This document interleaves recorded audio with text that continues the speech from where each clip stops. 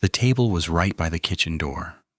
I noticed that straight away, but didn't want to make a fuss on a first date. Marcus had picked the place, some Italian spot in the old shopping district, the kind with checked tablecloths and a wine list laminated to the menu. Valentine's Day booking, so everywhere else was rammed. He seemed nice enough. We'd matched 3 weeks ago, traded maybe 40 messages total, normal stuff. He worked in IT support, lived 2 postcodes over, had a dog. Anyway, we ordered. Carbonara for me, bolognese for him. I remember he kept glancing at his phone, which I figured was nerves. Then he excused himself to the toilet about 10 minutes in. I scrolled Instagram, sipped my water. He was gone a while, maybe 15 minutes. When he came back, he looked pale, sweaty even. I asked if he was all right, and he said something about a work email, a server issue.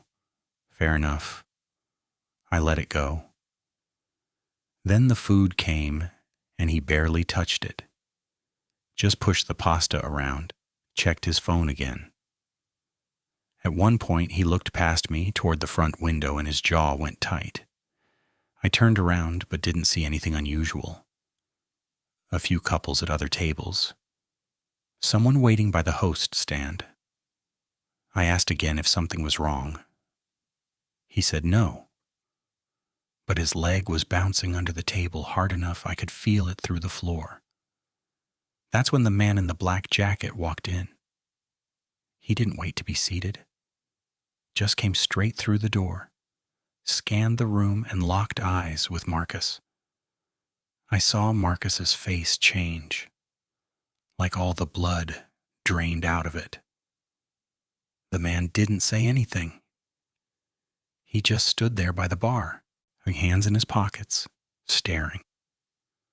Marcus leaned across the table and whispered, "We need to leave, now." I didn't understand. I asked what was going on. He grabbed my wrist, not hard but urgent, and said, "Please, just trust me." I pulled back. I wasn't about to get dragged out of a restaurant by someone I'd known for an hour. He stood up anyway, threw 2 20s on the table, and headed for the back, toward the kitchen. I sat there for a second, confused, and then the man in the black jacket started walking toward our table. That's when I got up and followed Marcus. The kitchen was chaos. Pans clattering, someone shouting in Italian, steam everywhere. Marcus was already halfway through, weaving past a prep station. A chef yelled at him, but he didn't stop. I called his name. He glanced back, saw me, and his eyes went wide. Go back," he hissed. "Don't follow me." But the man in the black jacket was right behind me now. I could hear his footsteps on the tile. I didn't know what else to do, so I kept moving. Past the stoves, past the dishwasher station, there was a door at the back. Metal, propped open with a crate. Marcus shoved through it into the alley. I was right behind him. The alley smelled like bins and fryer grease. It was dark, just one security light buzzing overhead. Marcus was already running toward the street. I shouted after him. He didn't stop. Then I heard the door slam open behind me, and I turned. The man in the black jacket was there. And he had a knife, not a big one, just a folding knife, the kind you'd use for camping. But it was open. He didn't say anything. Didn't threaten me. Just started walking toward me slowly, like he had all the time in the world. I backed up. My heel caught on something, a pallet maybe, and I stumbled. He kept coming. I looked around.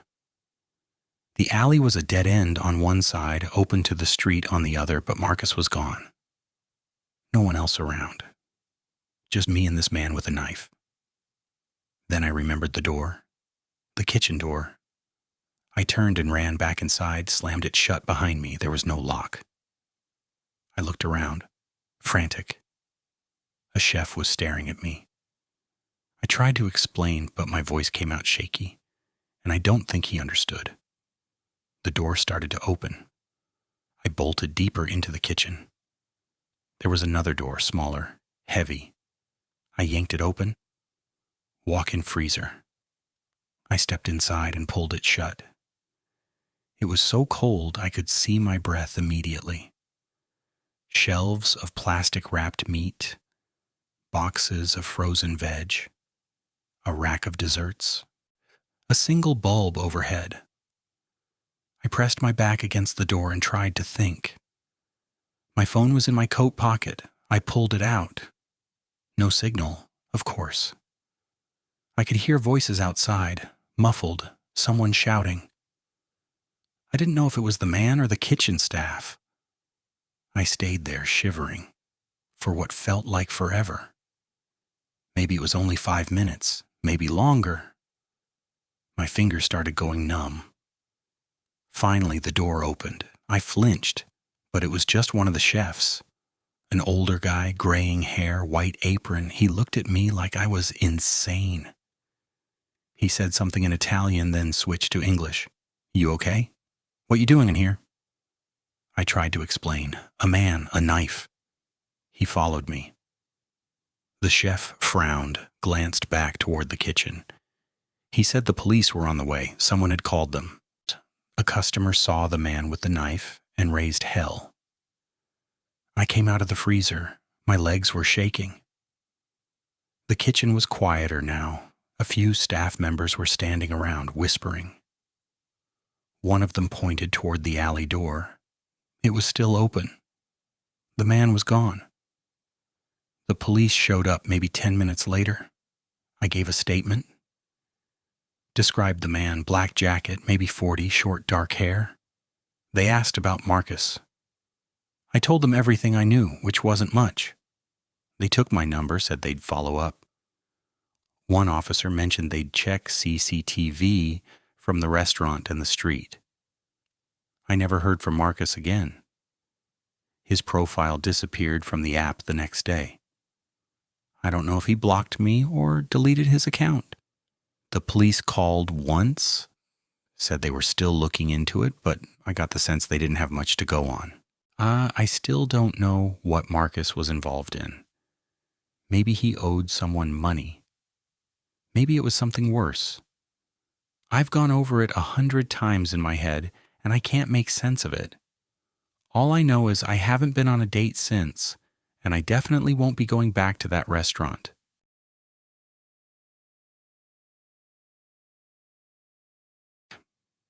The restaurant was one of those places that tries too hard on Valentine's Day. Red tablecloths, fake rose petals scattered everywhere, a prefix menu printed on cardstock with hearts in the corners. I'd matched with Claire 3 weeks earlier. We'd texted a lot, talked on the phone twice. She seemed normal.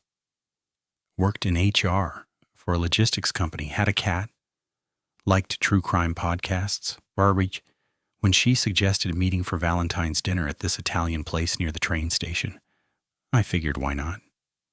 She was already at the table when I arrived. Looked like her photos, which was a relief. We ordered drinks, made small talk about work and the weather. Everything felt fine at first. Then her phone kept buzzing. She'd glance at it, frown, put it face down.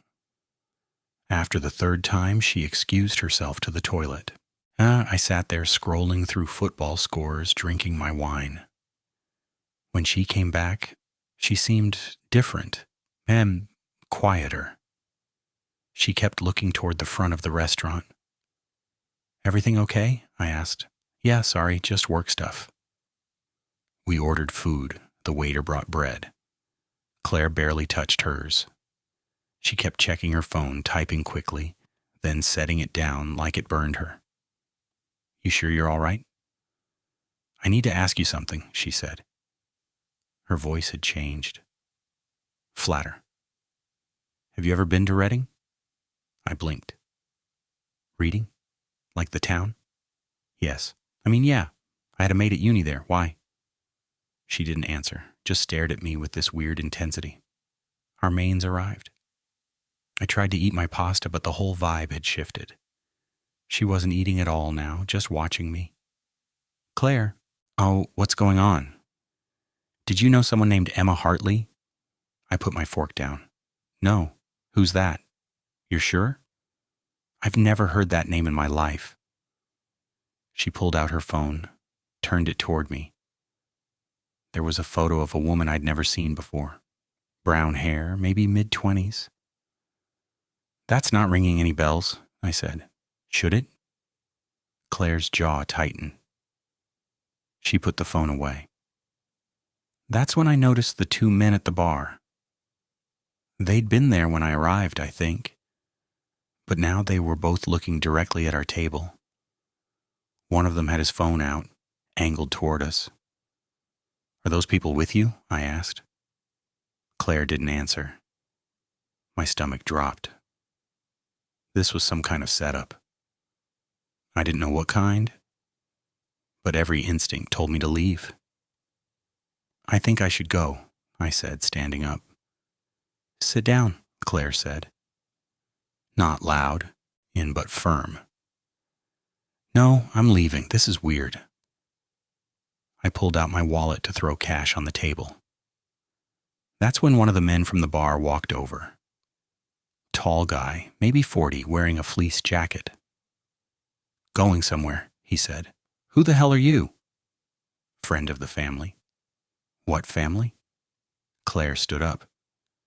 Emma's family, the girl you assaulted in 2019? My blood went cold.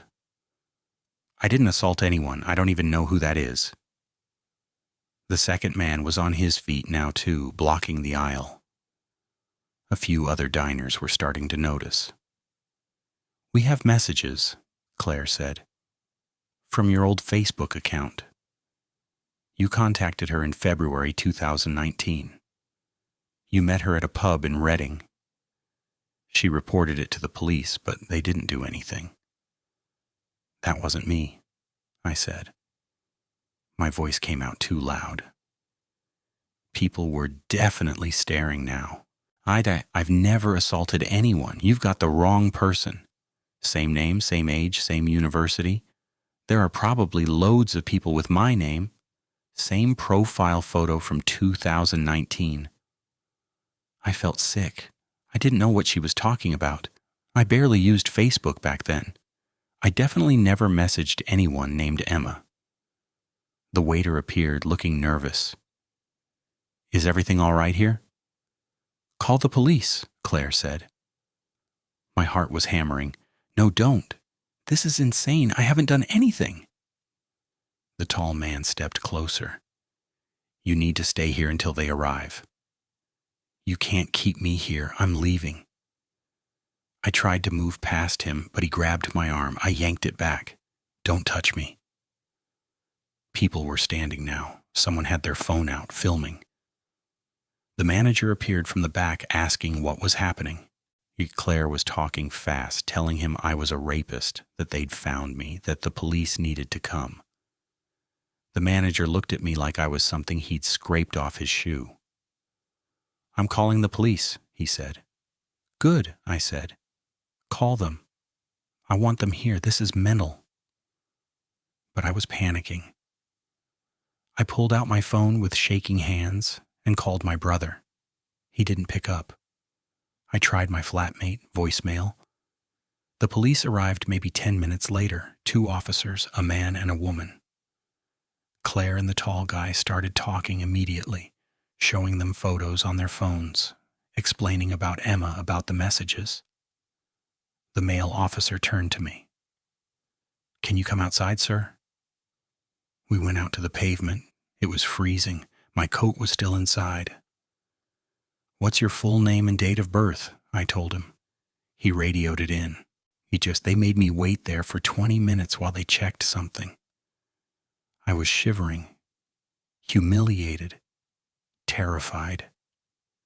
Claire and her friends stayed inside watching through the window. Finally, the officer came back.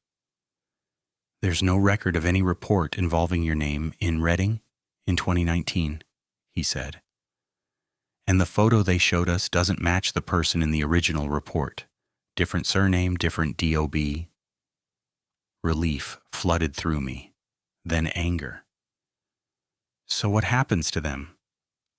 The officer looked uncomfortable. It's complicated. They genuinely believed.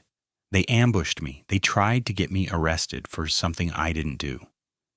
You're free to make a complaint. I did. I gave a statement right there.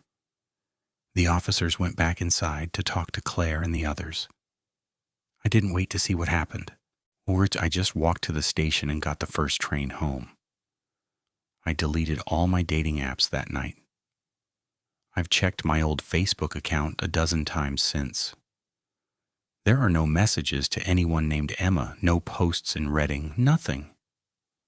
I don't know if Claire was genuinely mistaken or if it was something worse.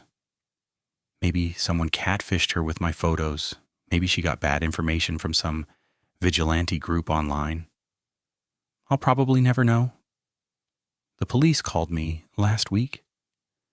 They're not pursuing charges against Claire or the others. Apparently they're claiming mistaken identity, that they were trying to help a victim. My complaint is going nowhere. I still think about it every day. How close I came to being filmed, named online, destroyed over something I never did.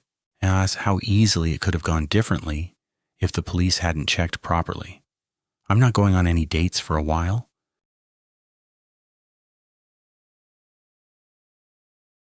The restaurant was one of those chain places off the ring road. Not fancy, but decent enough for a first date. I'd matched with Ryan on one of those apps 3 weeks before Valentine's Day, and honestly, I wasn't expecting much. He seemed normal in the messages. Works in IT, has a dog, likes hiking. We'd been chatting pretty regularly. I got there first. The car park was massive, half empty, because it was a Tuesday night. I parked near the entrance under one of the lights. Inside, the place was doing the whole Valentine's thing. Red tablecloths, little candles, couples everywhere. I felt a bit self-conscious waiting at the bar. Ryan showed up about 10 minutes late. Apologized. Said there was traffic on the bypass. He looked like his photos, which was a relief. We got a table near the back, ordered drinks. Whereas the conversation was fine at first. A bit stilted, but that's normal for a first date. He asked about my job. I work in admin for a housing association, and I asked about his. Then things got a bit odd. He kept asking really specific questions. Not just where I lived, but which block, which floor, what time I usually got home, whether I lived alone. I tried to deflect, said I had flatmates, even though I don't. He smiled when I said that, like he knew I was lying. I ordered the chicken. He got a steak but barely touched it. Kept watching me eat instead. At one point he said, "You're exactly like I thought you'd be." I asked what he meant and he just shrugged. "From your photos, your posts." I'd only sent him maybe 5 photos, all recent. I asked what posts he meant. He looked confused for a second, then said, "Your profile on the app." But the way he said it felt wrong, like he'd caught himself. I started checking my phone under the table. Went through my Instagram, made sure it was still private. It was. My Facebook is friends only. I don't post much anyway. But I had this creeping feeling that he'd seen more than I'd shared. Dessert came. I didn't want it, but I'd already ordered. He barely looked at the menu, just kept watching me. Then he said, "I've got something for you, in the car." I said he didn't need to get me anything. He insisted, said it was just something small, a Valentine's thing. I said he could bring it in. He said it was easier if I just came out to see it. It's a surprise. I didn't want to go.